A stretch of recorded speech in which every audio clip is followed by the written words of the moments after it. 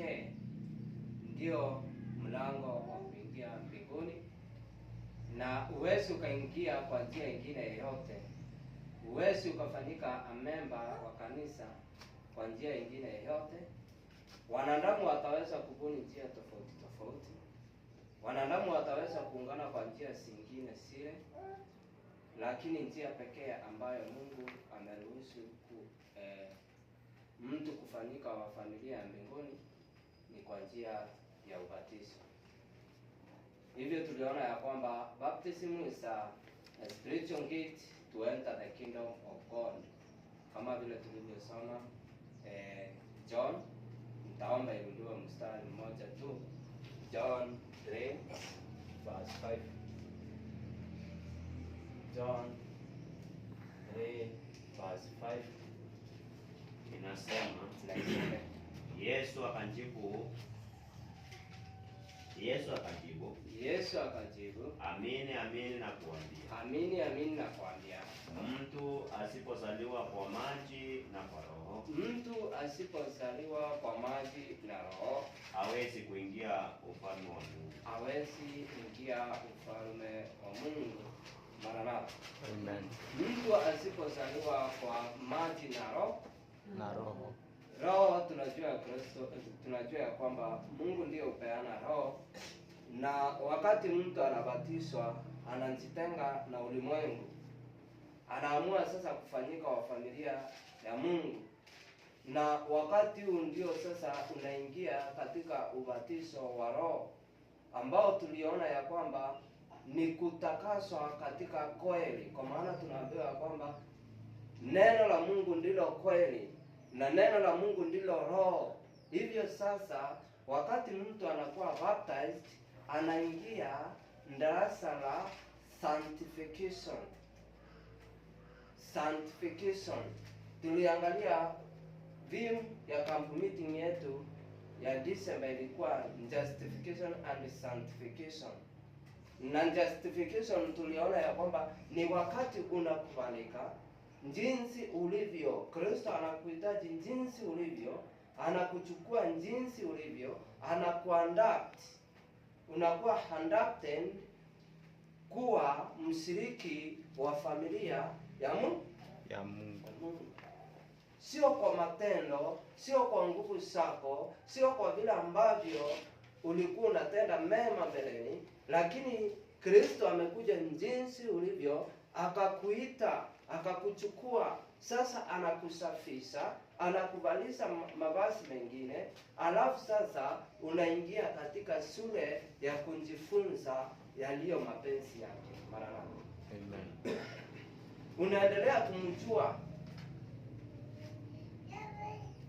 Unaendelea kumjua kila kucha.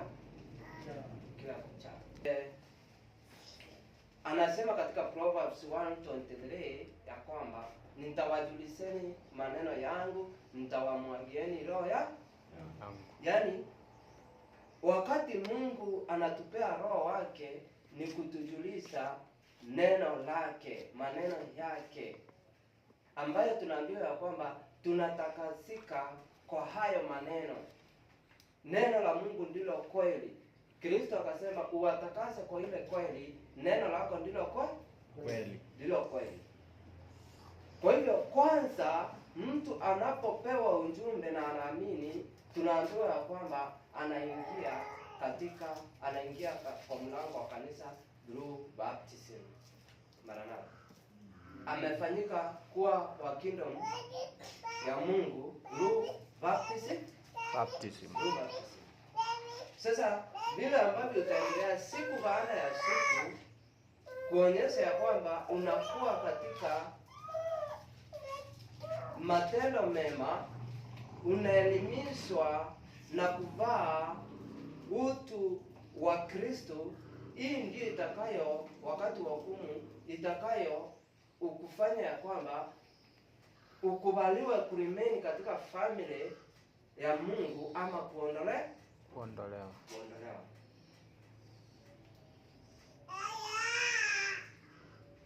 Na wale wote wameingia kwa mlango wa kanisa through baptism, hukumu inapoendelea, upelelezi, tunaambiwa kwamba inafanyika kwao kwanza kabla ifike kwa wale walioiti.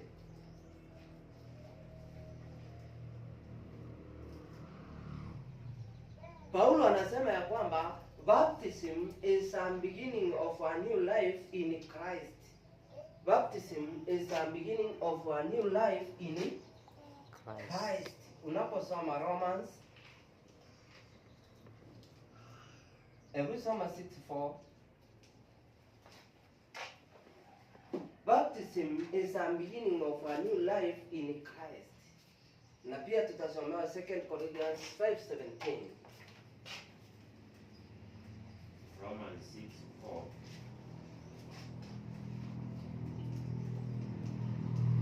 Ndipo inasema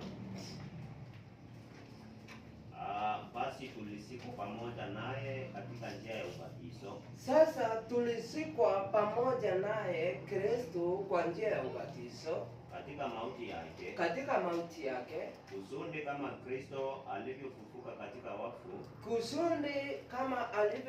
katika wafu Kristo kwa njia ya utukufu wa Baba, vivyo hivyo na sisi tuenende katika upya wa uzima.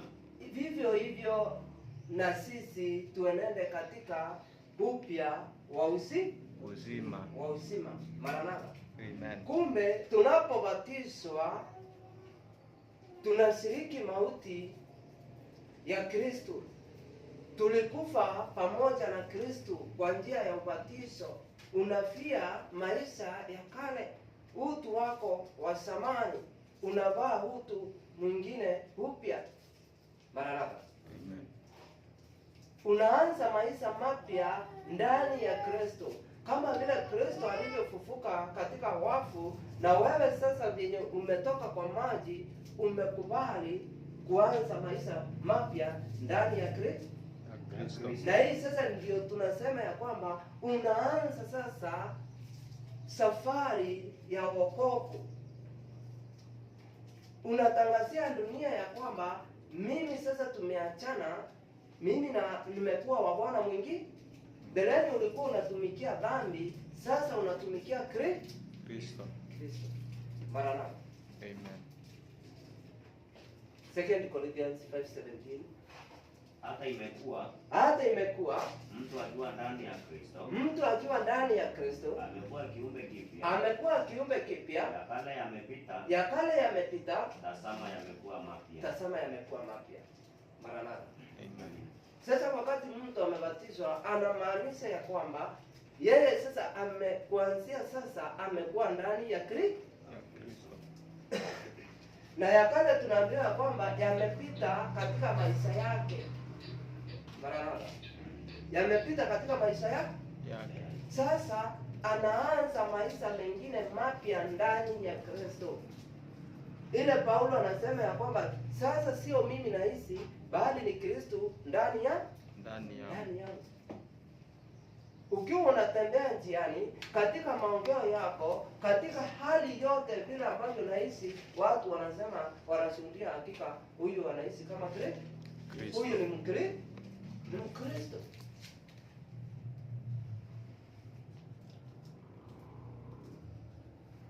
Kwa maana hiki kitabu ambacho uanga narudia sana, CH 81 paragraph 2. Njia ni mingi ambazo unaweza ukaconfess kama Kristo yuko ndani yako au la. Na paragraph 2.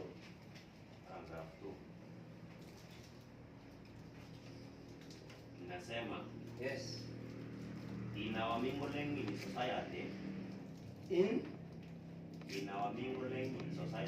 Katika muunganiko wetu na wanajamii.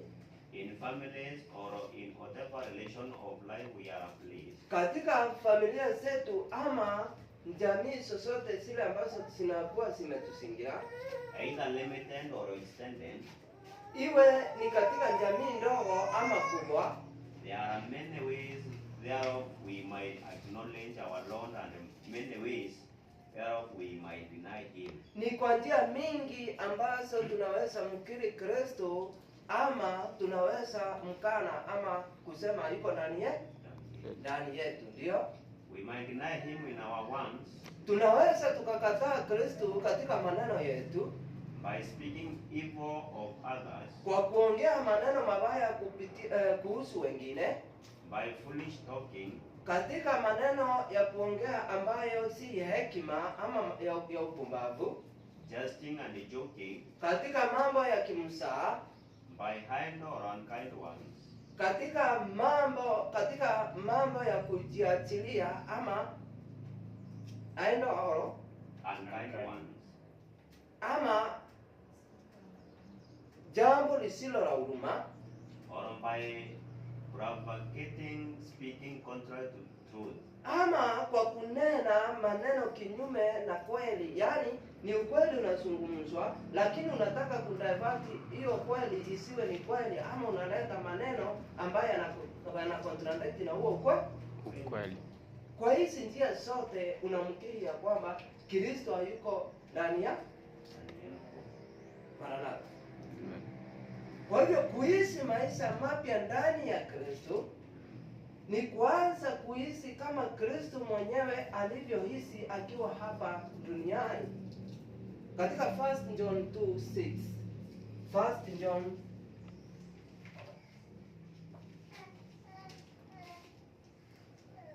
2:6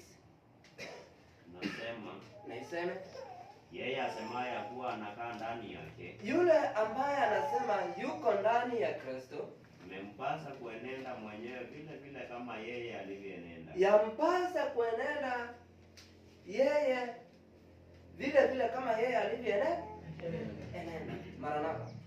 Kuitwa Mkristo ni kuishi maisha ya Kristo. Maranatha. Kuitwa Mkristo ni kuishi maisha ya Kristo. Ndio maana unaona wanafunzi, inasemekana katika Matendo ya Mitume ya kwamba na wakaitwa Wakristo mara ya kwanza hapo Antiokia, kwa maana matendo yao yalifanana na Kristo. Maranatha.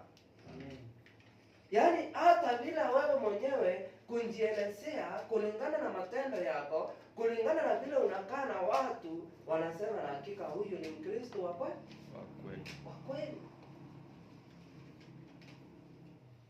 Kazini zetu, tunapokuwa katika kazi zetu siku 6. Mama Makena, tuko pamoja? Tuangaliane ndio nijue tuko pamoja. Maranatha. Amen. Katika kazi zetu, tunapokuwa na wenzetu, tunapokuwa na wale wasioamini, vile ambavyo conversation zetu sisi na wao, je, wanapoangalia, wanaposikiza vile ambavyo tunazungumza, je, tunazungumza kama wao? Ama mazungumzo yetu yako tofauti na wao? Mazungumzo yetu yanaelezea Kristo? Matendo yetu yanaelezea Kristo? Ni lazima tuishi maisha mapya ndani ya Kristo. Maranatha. Tunaona ya kwamba pia baptism is a profession of faith to the world. Ama ni kuungama ama kuelezea imani yako kwa ulimwengu, kusundia.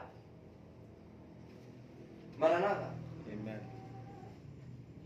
Unaungama dhambi zako na pia unaungama ama unaelezea imani yako kuanzia sasa. Una profess your faith. Unasema ya kwamba sasa kuanzia leo mimi ni wa Kristo. Hebu tusome pia 1 Timothy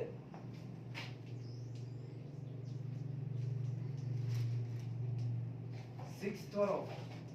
Paulo anapoongea na Timotheo,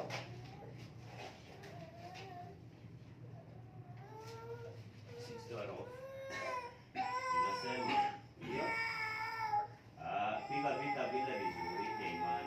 piga vita vile vizuri vya imani, shika uzima ule wa milele ulioitiwa, sika uzima wa milele ule ulioitiwa, ukaungame maungamo mazuri, ukaungama maungamo mazuri mbele ya mashahidi wengi, ukaungama maungamo mazuri mbele ya mashahidi wengi. Yaani anamkumbuza kuhusu uzima wa milele alioitiwa, na wakati alifanya huu uamuzi akaanza safari na akaungama mbele ya watu wengi ya kwamba mimi sasa kuanzia leo naanza maisha mapya ndani ya Kristo, na maisha yangu sasa hayatakuwa maisha ya hapo awali, ni maisha mengine ndani ya Kristo. Maranatha. Amen. Hivyo tunaona ya kwamba ubatizo ni njia ya kuungama, ni njia ya kukiri mbele ya watu wengi ya kwamba wewe sasa umeanza nini? Kuishi maisha mapya ndani ya Kristo. Ndio maana last Sabbath tukasema ya kwamba hakuna njia ingine ambayo ni ya kufanyika a member of a certain church ama katika kanisa fulani, isipokuwa njia ya kanisa yoyote ambayo inafuata maagizo ya Kristo. Njia pekee ya kufanya watu washiriki na kuwaingiza kwa church register ni through baptism. Through baptism. No any other way. Hakuna njia nyingine yoyote. Kwa maana hii sasa tunaambiwa ni baada ya kupokea ukweli. Ndio maana Kristo akasema ya kwamba na waaminio na kubatizwa, Mark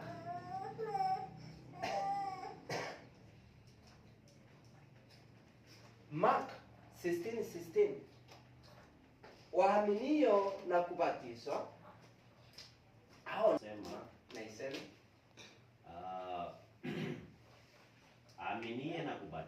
aaminie na kubatizwa ataokoka, asiyeamini atahukumiwa. Maranatha. Amen.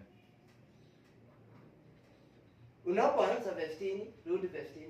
15 inasema, ndio akamwambia enendeni ulimwenguni kote mkahubiri injili kwa kila kiumbe, aaminie na kubatizwa. Sasa aaminie na kubatizwa. Kwa hivyo hii ni maana ya kuhubiri. Wakati mnatoka nje na kupeana ujumbe, watu wanapopokea hakika ya kwamba mko na ujumbe wa kweli, wanapokuwa convinced ya kwamba mko na message peculiar ya kipekee tofauti na zile ambazo ziko duniani, basi hawa watu wanafanywa kuwa wanafunzi wa Kristo through baptism.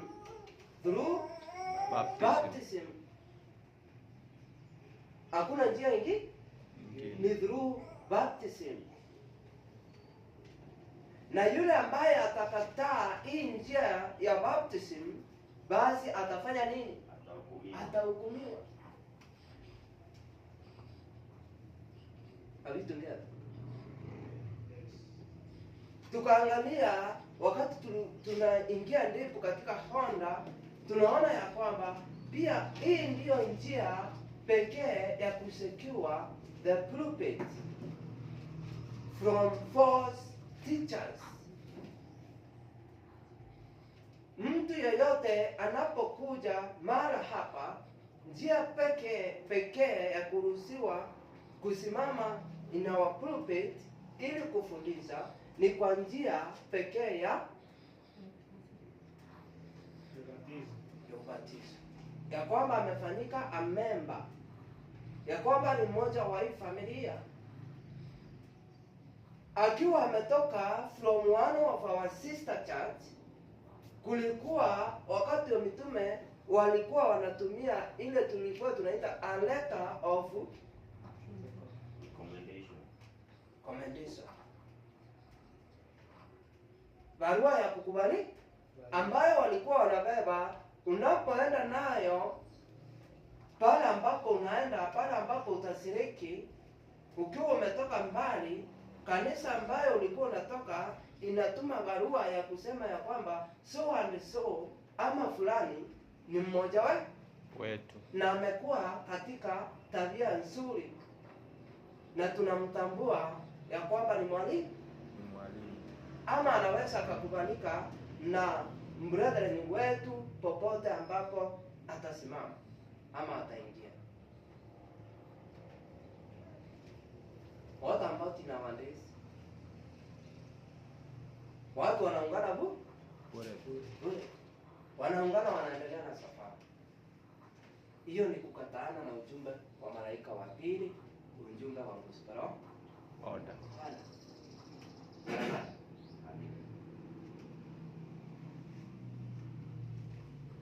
Afadhali muwe wachache, few in number, watu ambao wanajua wanako kwenda, ambao wamesimama na misingi na wako na taratibu,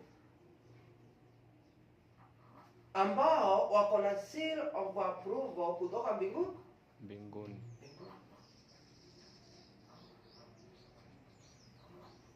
Kristo anawaambia msiogopeni kundi ndogo, kwa maana Baba wa mbinguni anaona ni vyema kuwapa ule mzima.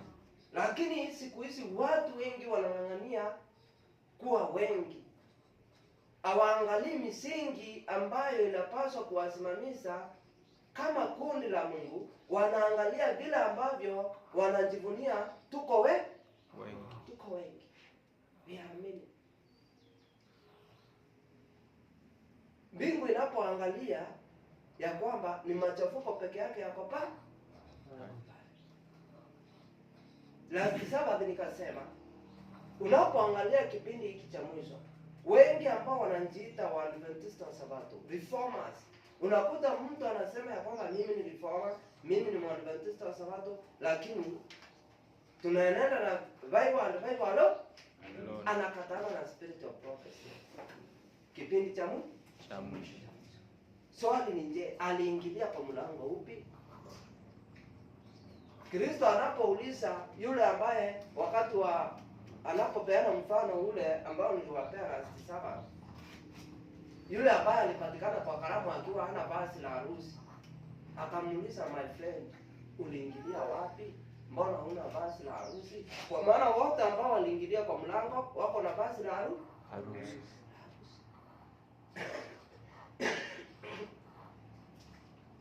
Amen.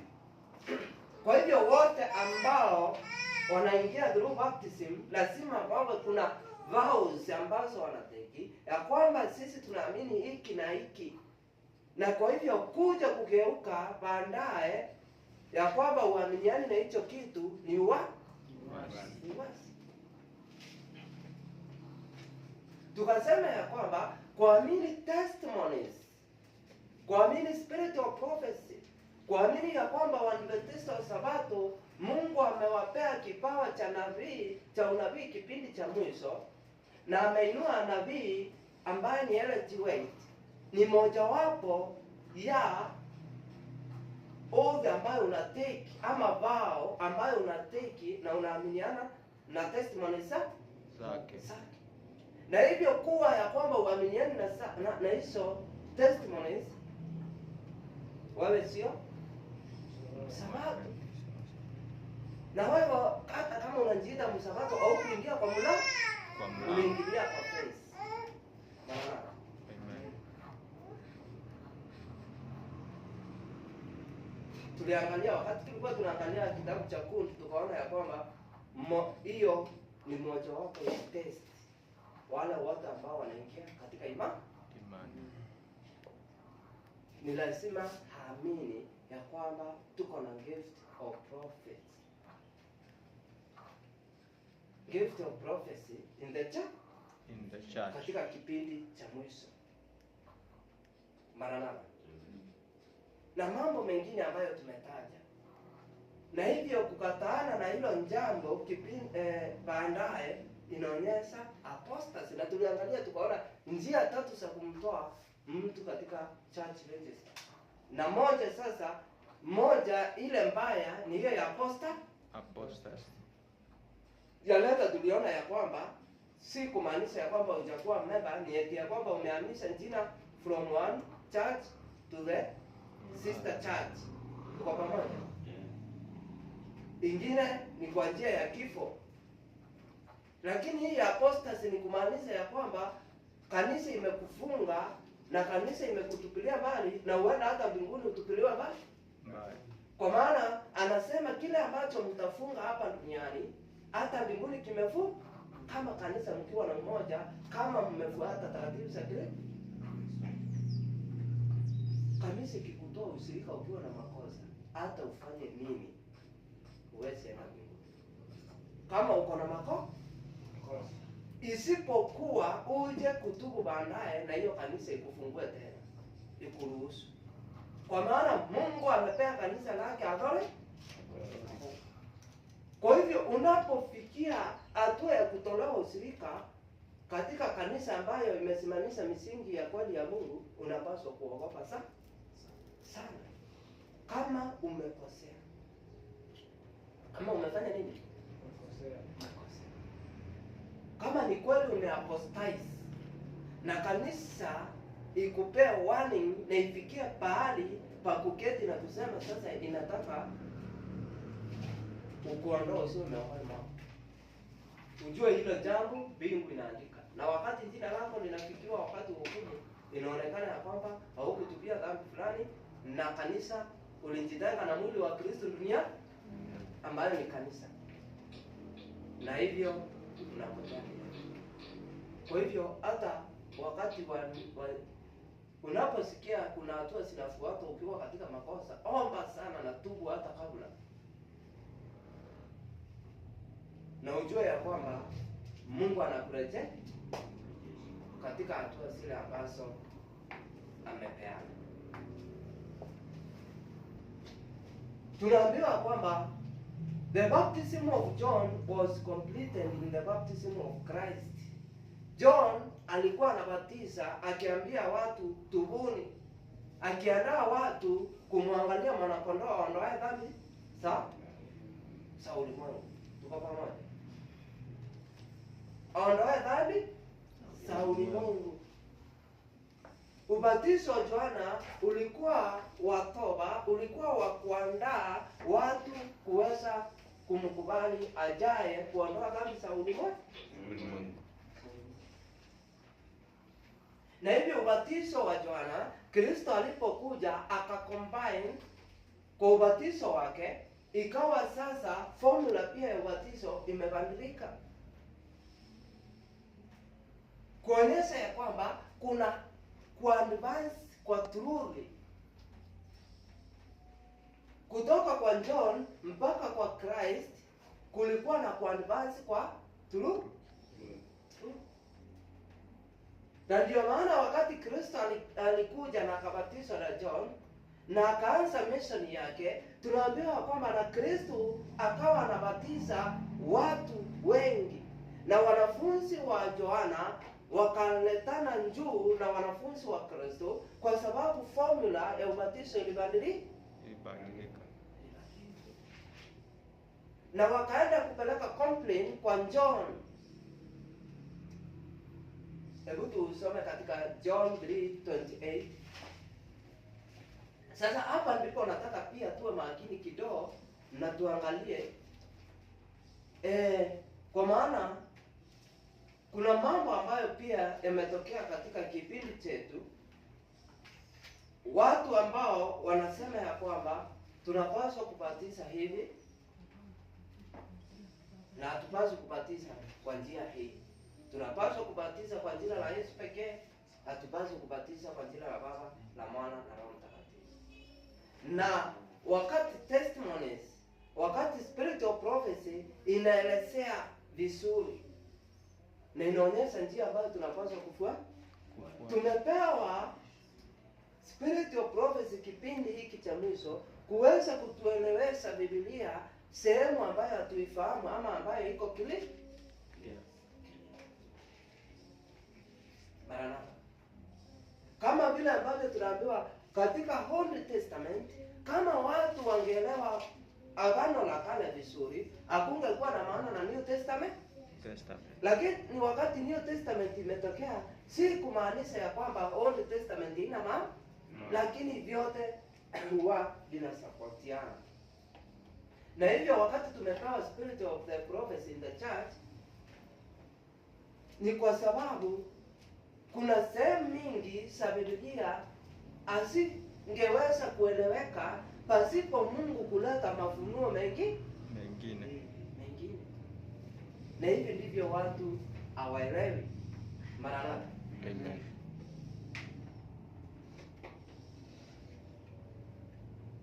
Na tusipofuata njia hiyo ya kipekee, kutakuwa na hatari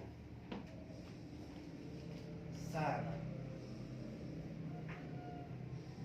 Tunaambiwa kwamba katika CC8 295 paragraph 2 ya kwamba Kristo amefanya baptism kuwa sign of entrance to a spiritual kingdom.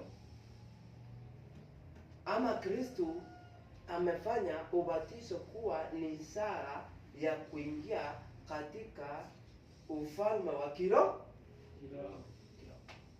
He has made this, yes, Christ ndio, has made baptism the sign of entrance to his spiritual kingdom. Kristo amefanya ubatizo kuwa ishara ya kuingia katika ufalme wa kiroho. He has made this a positive condition with which all must comply who wish to be acknowledged as under the authority of the Father. Sasa tunaambiwa kwamba ameweza kuweka jambo hili imara ili kuweza kufanya wote ambao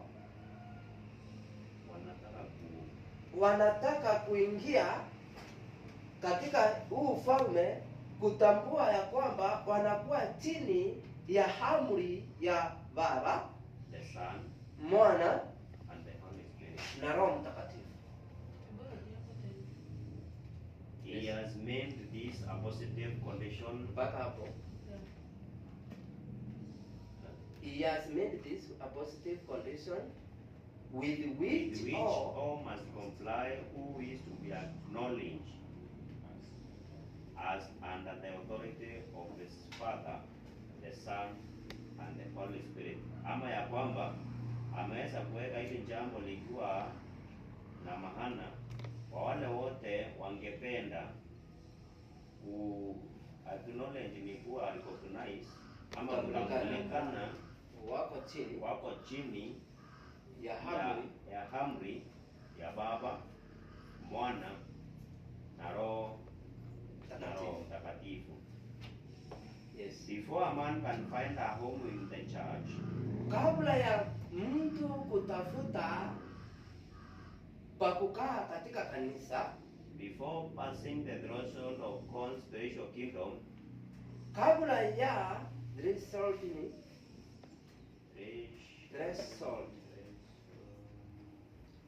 before passing the threshold, kabla ya kupita kipimo ama kimo cha Mungu, cha utakatifu wa kingdom ya Mungu. He is to receive the impress of divine name. Yes. He is to receive the impress of the divine name. Anapaswa kukubali ama kupokea impress ni mvuto wa jina la kiungu takatifu. The Lord our righteousness. The Lord our righteousness. Maranatha. Amen. Kwa hivyo Mungu, ndio maana tulisoma ya kwamba aliambia Nicodemus, usipozaliwa kwa maji na roho hakuna kuingia mbinguni. Acha nisome hiyo next paragraph. Ndio. Baptism, ubatizo, is a most solemn renunciation of the world ama ubatizo ni jambo la muhimu sana la kutangazia dunia.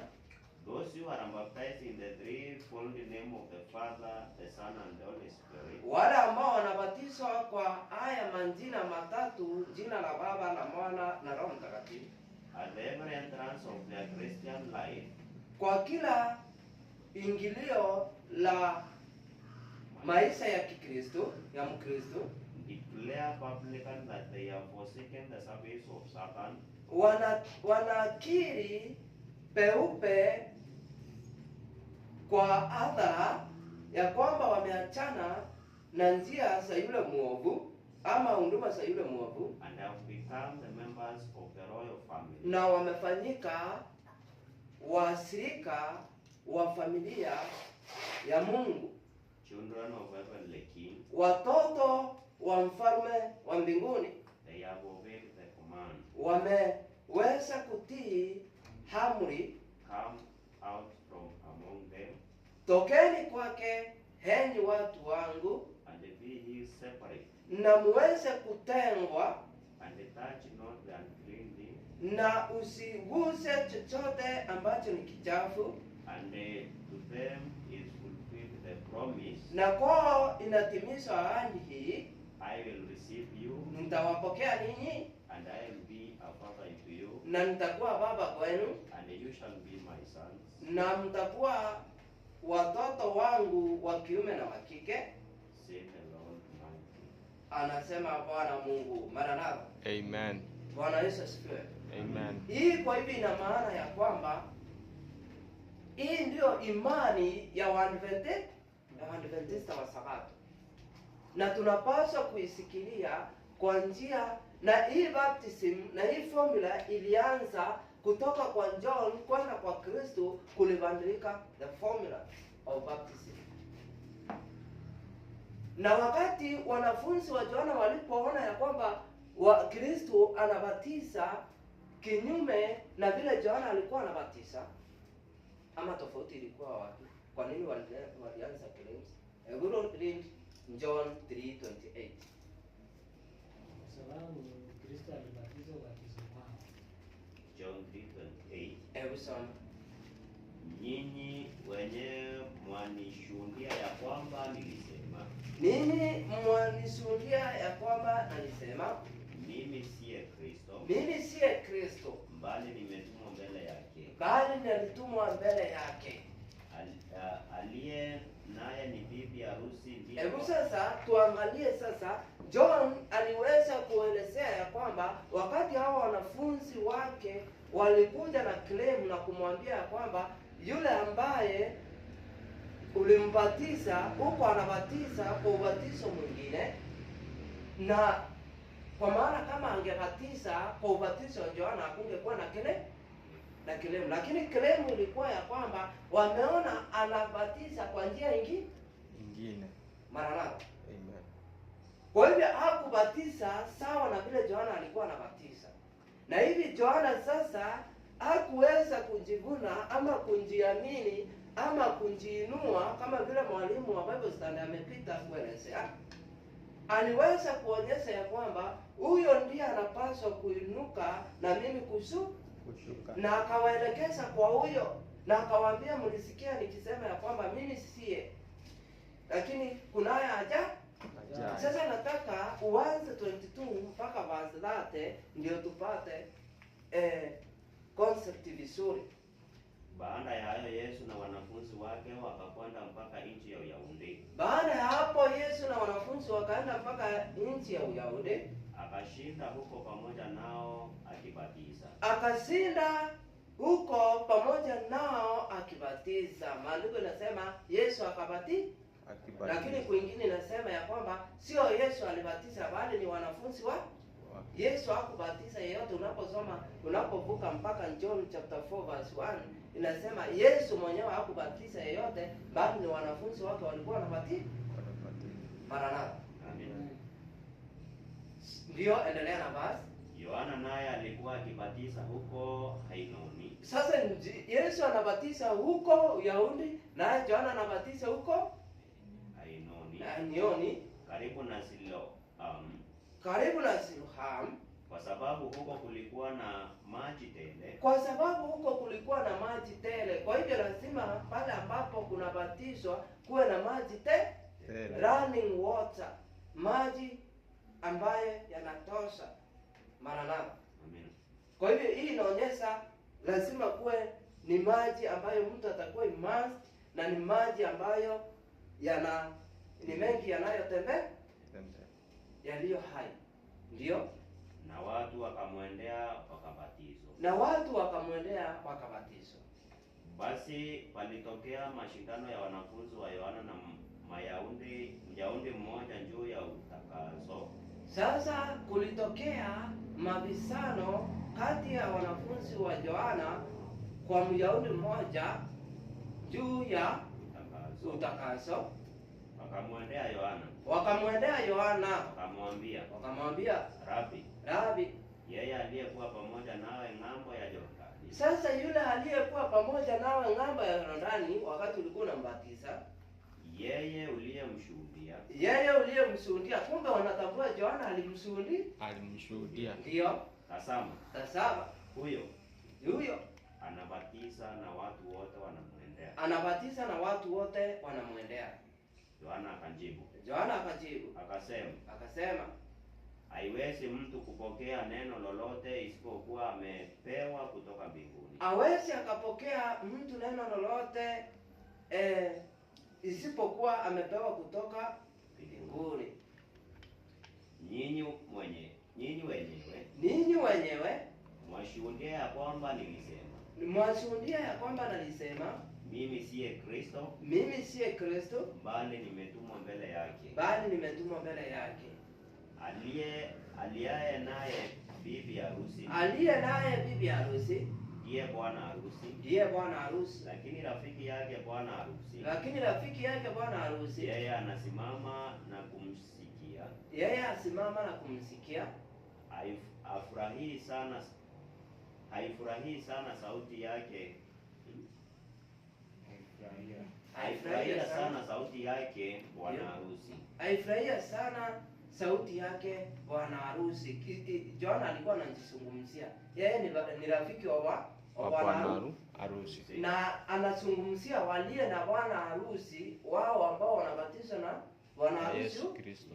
Yaani walio na bibi harusi ambao ni kanisa sasa wako na bwana harusi. Maranatha. Ndio. Basi hii furaha yangu imetimia. Yohana anasema imetimia. Yeye hana bundi kusindi, bali mimi kupungua. Sasa nataka tusome Review and Herald.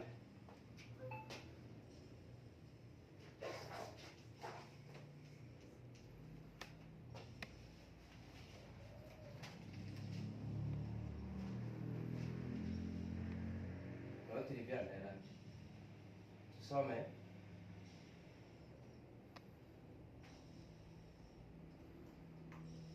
letters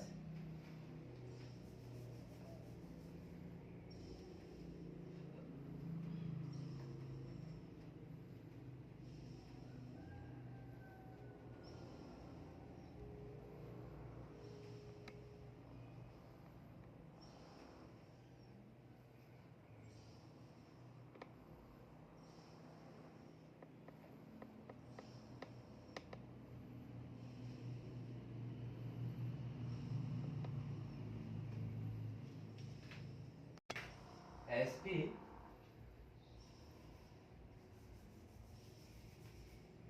2 SP 136 paragraph 3. Inasema the prejudice of Jews was aroused because the disciples of Jesus did not use the exact ones of John in the rite of baptism. Unasikia? Yes. Tusikie hiyo point. Kwa sababu sasa tuone sasa the right ones of baptism St. John the Baptist siliweza kubadilika wakati upi, na wanafunzi wa Yesu, wakati wanafunzi wa Yohana walimpelekea kilemu pale ambapo tumesoma katika John 3, walipompelekea kilemu huyo anabatiza huko, kuna change waliona na wakapelekea John. Na hii change waliona ya kwamba kuna formula ambayo inatumika kwa ubatizo ambayo si ile imezoelewa. Kwa pamoja. Hiyo ndio ilikuwa the big difference. Ndio? John baptized into repentance. Yohana alikuwa anabatiza kwa repentance, But the disciples of Jesus, lakini kwa wanafunzi wa Yesu on profession of the faith, katika kukiri imani, baptized in the name of the Father, walibatiza kwa jina la Baba, Son, Mwana and the Holy Spirit. na Roho Mtakatifu. Sasa hiyo ni Katoliki ile. Hiyo wakati Encyclopedia 2 volume 2 263 inasema ya kwamba unajua Catholic, unajua Jesuit wanajuanga kitu fulani ambacho wanataka kukileta controversy, si ndio? Ni wasome maandiko, wanaweza wakaweka jina wakasema ya kwamba hii ni sisi tulibadilisha ndio ileta controversy. Lakini nabii wa Mungu angeonyeshwa na angeweza kuirundia, ameirundia more than 100 times ya kwamba tunabatiza kwa jina la Baba na Mwana na Roho Mtakatifu. Na mitume walitumia those words Maranatha. So tunaambia kwamba formula ilibadilika na wanafunzi hawa Presbyterian Jews walipeleka kilimo kwa John wakimwambia kwamba yule mliyekuwa na yeye ng'ambo ya Jordan anabatiza. Yaani alikuwa anabatiza, wanafunzi wake walikuwa wanabatiza kwa jina la Baba, la Mwana na Roho Mtakatifu.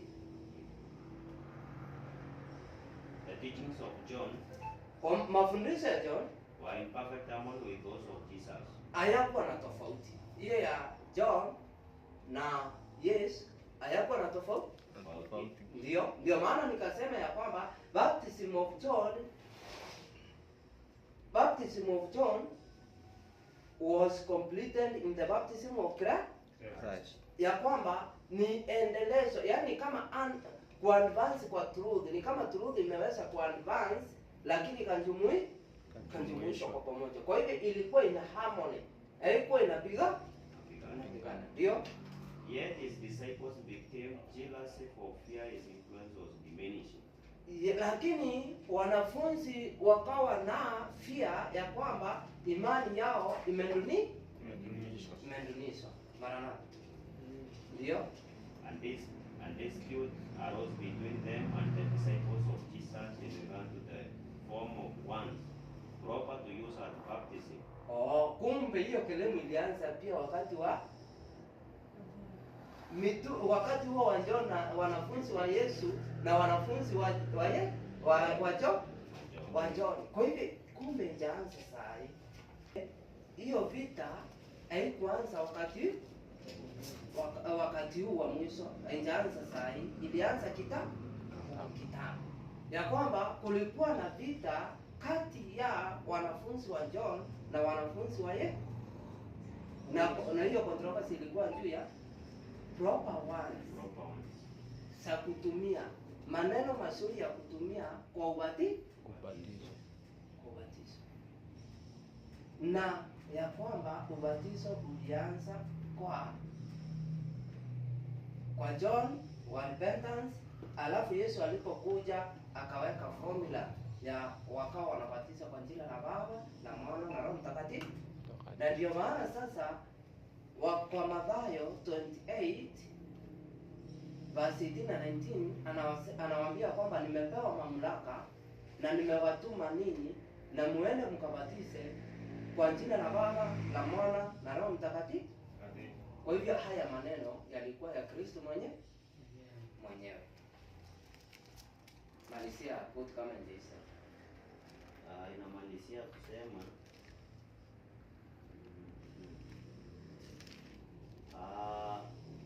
and finally as the right of the letter to baptize alcohol. Na tena kilemu ilikuwa ya kwamba na ni kwa ruhusa gani ambao wanabatiza ama ya kwamba anabatiza, wengi wanamwendea kubatizwa na yeye. Maranatha. Amen. Hivyo kama hiko namna hii inajirudia tena, wacha tusome quote nyingine. 16 minutes. Nani ako na swali? Tutaendelea siku hiyo nyingine. Nilikuwa nimalize. Okay. Yes.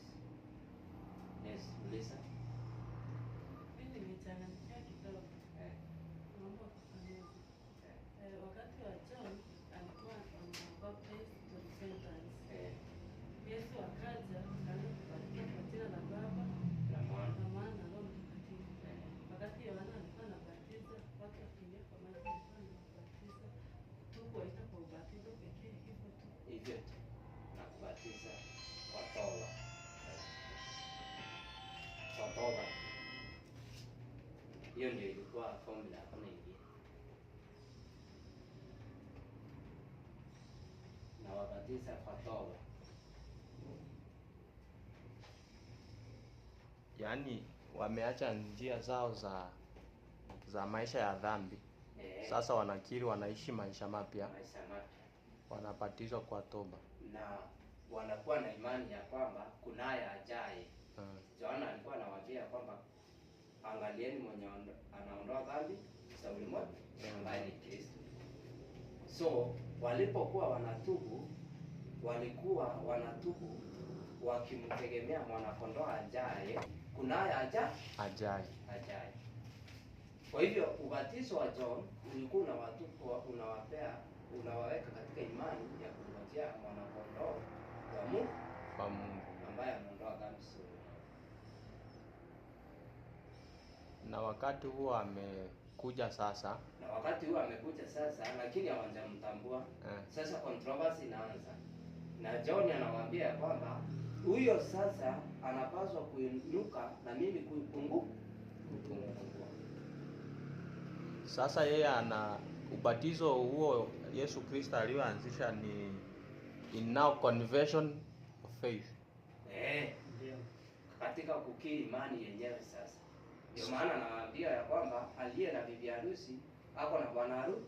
Sasa hiyo ndio kanisa sasa complete. Sasa huyo ndiye bwana harusi mwenyewe ambaye ako na kanisa lake. Na sasa mnapaswa kumwendea. Ndio sasa alikuwa anawaambia, yaani inapaswa yeye kusindi kuinuka, mimi kupungua. Na ndio maana alikuwa anaelekeza wanafunzi wake waende kwake, ndio kanisa iungane. Hiyo iwe ni kanisa moja.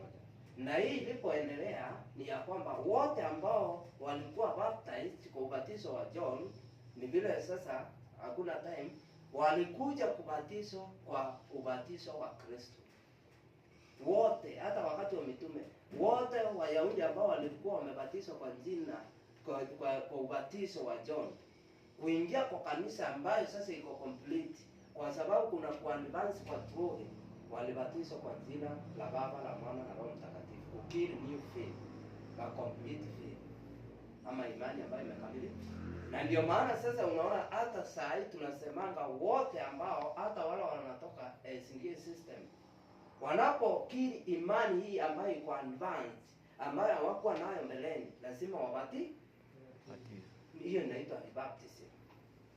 Utasikia kwingi ambao wale wote, hata inasema roho nabii inasema wote Jews ambao walikuwa wamepokea ubatizo wa Yohana. Hata Paulo anapo katika Matendo ya Mitume anawauliza, mlibatizwa na ubatizo upi? Wanasema ya kwamba tulibatizwa na ubatizo wa Yohana. Wanafunzi wanamwambia ya kwamba mlibatizwa kwa ubatizo wa Yohana kwa toba, lakini inahitaji mbatizo kwa ubatizo ambao mnapokea roho wa Mungu. Na wabatizo kwa jina la Yesu. Kwa jina la Yesu inamaanisha authority. Nitamalizia siku hiyo nyingine.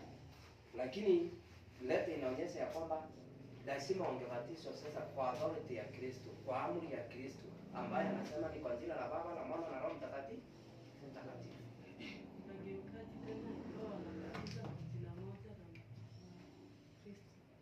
Sasa hapo ndipo kuko na controversy. Ndio maana wengine wanasema ya kwamba wanafunzi wa Yesu walikuwa wanabatiza kwa jina la Yesu peke yake. Jina la Yesu ndio ilikuwa worship kipindi cha mitume. Kuwa worship ni kumaanisha ya kwamba ndilo lilikuwa linaangaliwa na ndilo watu walikuwa wanahubiriwa na ndio walikuwa wanakataa. Kama vile sasa unasikia hawa wanafunzi wa Yohana wana claim ya kwamba kwa nini Yesu anabatiza kwa jina la Baba, la Mwana na Roho Mtakatifu. Sasa claim hii inakuwa ya kwamba hawakubali hii jina la Yesu. Na wanapofundishwa sana jina la Baba alikuwa nasinda na hata Roho alikuwa anamwamini. Lakini huyu Yesu ni nani? Sasa ndio watu wafundishwe waelewe, walikuwa wanaeleweshwa who is Christ. Na hii formula wametoka nayo wapi ya kubatiza kwa jina la Baba, la Mwana na Roho Mtakatifu? Tumepewa na Kristo. Na Kristo ni nani? Wanapofundishwa na kuelewa, sasa inasemekana wamekubali kubatizwa kwa ubatizo wa Kristo. Ndio maana sasa unasikia kwa Matendo ya Mitume kwingi inaeleza ya kwamba wakabatizwa kwa jina la Yesu.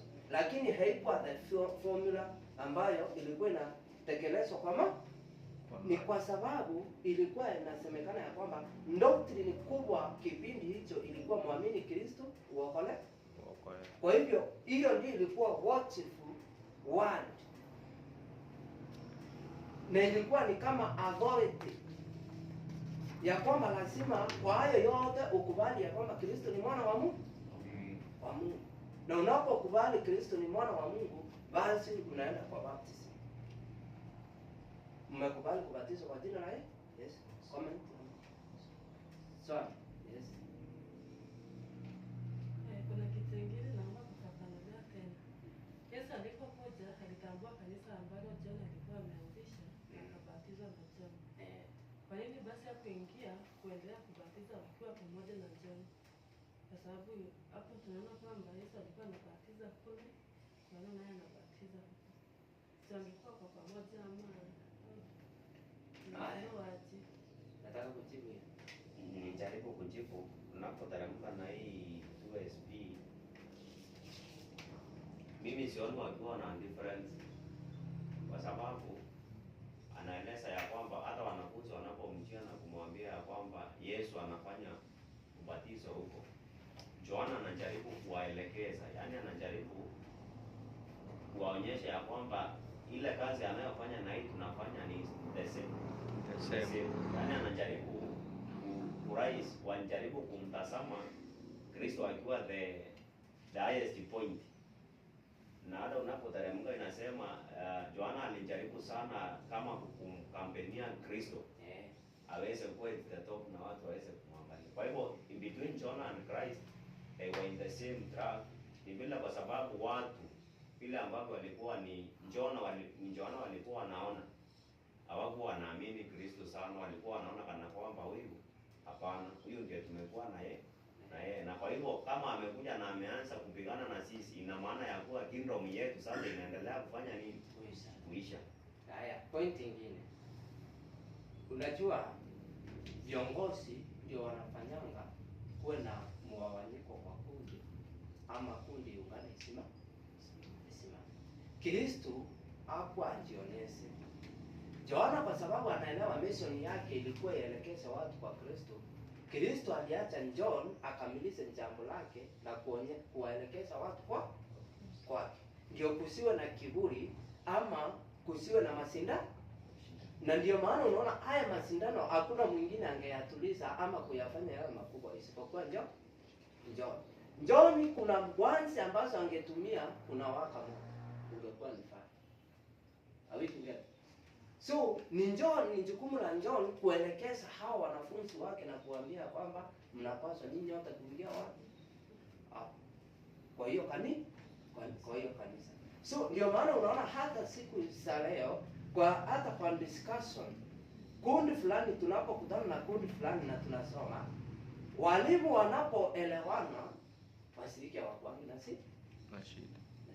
Ndio maana unaona hata Corinthians watu walipoanza kivumbi ya kwamba mimi ni wa Apolo, mimi ni wa Kefa, mimi ni wa Paulo, inasemekana ya kwamba hao walimu tu sijui ni Apollo aliweza kutoka hapo ndio kusiwe na controversy. Alafu Paulo naye anatuma barua, anawauliza kwani Kristo amewaandikana? Ndio ya kwamba huyu aseme mimi ni wa Apollo, mwingine ni wa Kefa, mwingine ni wa huyu. Kristo ni mmoja. Kwa hivyo walimu wenyewe ndio wanaweza wakafanya hiyo controversy iwe vita iwe kubwa kati ya kundi, na ndio wanaweza wakaharmonize kundi. Kwa hivyo viongozi kama wanaweza wakatumiwa na Kristo, wanafanyanga kundi kuwa pamoja na kushirikiana. Kwa hivyo ilikuwa ni John, kazi ya John kuelekeza watu kwa Kristo. Yes. Mimi nilikuwa na swali. Ndio.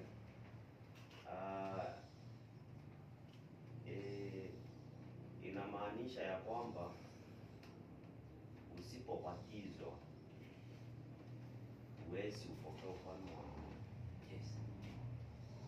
So inamaanisha hata unapofanya kulingana na misingi ya Mungu ama unaenenda kulingana na mada ya Mungu, lakini bado hujaweza kukufa katika maji, bado hujafanya uhusiano na Mungu Kabisa, kwa sababu kulingana na hiyo John 3:5 anaambia Nikodema, usipobatizwa kwa maji na Roho huwezi ingia kwa ufalme wa Mungu. But kuna hili jambo katika Romans 8:10, 10:8 nataka hii ieleweke hivi. Kama uko na chance ya ubatizo, usigino. Tuko pamoja? Yes. Hii ni ya kwamba umefikiwa na ukweli, lakini unaigino hiyo njoti moja. Kwa sababu kuna wengine ambao wamekufa bila kubatizwa na walikuwa katika imani na wataokolewa. Lakini walikuwa na chance ya ubatizo wakakataa, hiyo ndio sawa. Tuko pamoja? Hebu tusikie katika Romans 10:10.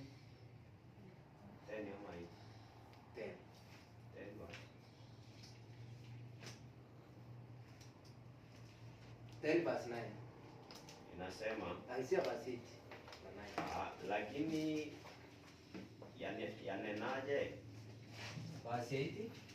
Lakini yanenaje? Lakini yanenaje?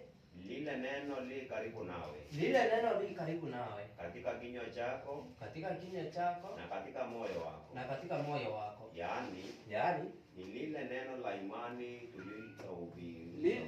lile neno la imani tulilohubiriwa. Ndio. Kwa sababu ukimkiri Yesu kwa kinywa chako, ukimkiri Kristo kwa kinywa chako ya kuwa ni Bwana, na kuamini moyoni mwako ya kuwa Mungu alimfufua katika wafu, na kuamini moyoni mwako ya kwamba Mungu alimfufua kutoka kwa wafu, utaokoka. Kwa maana kwa moyo mtu huamini hata kupata haki, na kwa kinywa ukiri hata kupata wokovu. Maranatha. Kwa hivyo lazima kama umeamini, kwa sababu ubatizo ni mojawapo ya kuamini, na umeamini ndani ya moyo wako, lazima ukiri kwa kinywa chako, na kinywa chako pia inaandamana na matendo. Kwa hivyo kama umeamini huu ndio ukweli, na ya kwamba ili kufanyika a member, tumeambiwa katika hii 68:295 tumeambiwa ya kwamba amefanya baptism kuwa spiritual gate, spiritual entrance ya kingdom of God. Kama sasa amefanya ndio kiingilio na ukatae kiingilio, utakuwa umeingilia wapi? Ndio hiyo sasa inasemekana ya kwamba wakati anakagua wale ambao wako karamuni, anauliza, wewe my friend, ndugu yangu, rafiki yangu, uliingilia wapi? Kwa maana wote ambao waliingia kwa mlango wako na mavazi ya harusi. Mbona wewe hauna vazi la harusi? Ni kumaanisha haukupitia pale wengine walipitia. Maranatha. So kama uko na chance lakini kuna mtu ambaye anaweza akahubiriwa leo, naamini na ni ukweli. Tuko pamoja.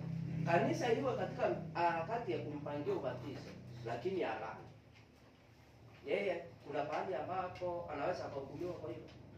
Kwa hivyo Mungu anajua alikuwa amepanga na alikuwa ameamini, lakini kwa sababu ya ndiye fulani akalala. So Mungu ndiye anajua hukumu yake na aweza akahukumiwa kwa hivyo, kwa sababu hakuna ignorance kwake. Tuko pamoja. Kwa hivyo alikuwa ameamini na akakiri kwa kinywa chake, mimi nitabatizwa. Kama yule mwizi msalabani, hakukuwa na chance nyingine aende akabatizwa, lakini ameamini 11 yao. So Mungu mwenyewe ndiye atakaye jua vile atawabatiza na wakubalike kwa ufalme wa mbinguni. Kwa hivyo inategemea na time ambayo umesikia ujumbe na time ambayo ulikuwa nayo, chance ambayo ulikuwa nayo kufanya hilo jambo. Ndio sasa tunaambiwa kwamba kama umesikia na umeamini, wakati wa kuamua ni sasa hivi. Ndio tunasoma hivi kwa 2 Corinthians 6 verse 1 na 2. Hebu tusome tumalize. Nani mwingine alikuwa na swali hapo? 6 verse 1 na 2. 1 na 2.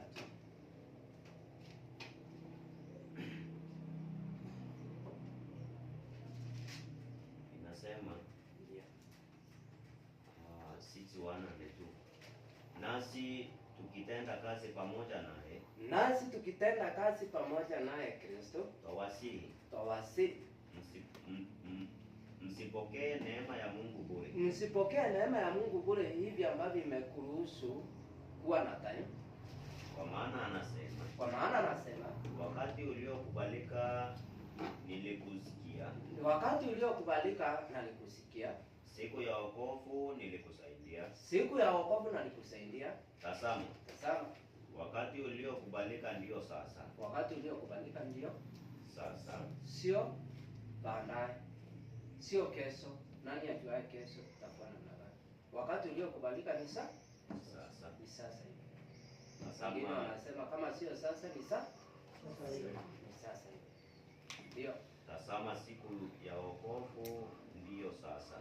Tazama wakati ama siku ya wokovu ni sasa. Biblia anasema ya kwamba leo utakaposikia sauti yake, leo usifanye moyo wako kuwa mgumu. Maranatha. Ndio mara kwa mara uwanga tunaweka ubatizo. Sasa kama next Sabato inayokuja tuko na ubatizo. Kwa pamoja. Kwa hivyo yule ambaye alikuwa anataka kujitoa ataendelea kujitoa kabla siku hiyo ifike. Lakini kuna mambo ya kuangalia. Je, nimeamini, nimesikia nini ndio kaamini? Kwa sababu unapoingia kwa ubatizo lazima uwe unaamini chenye kinafundishwa hapo na ni kweli gani ambazo ziko pale. Kwa pamoja. Ndio unapopokea leo, kesho tusie tukasikia kwamba unapingana na kile kiko wapi. So itakuwa ni controller. So ndio maana kwanza kunakuwa na mafundisho.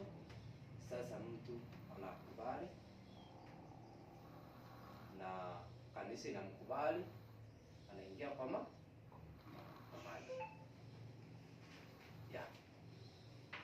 Huku hakuna mwenye amefungiwa na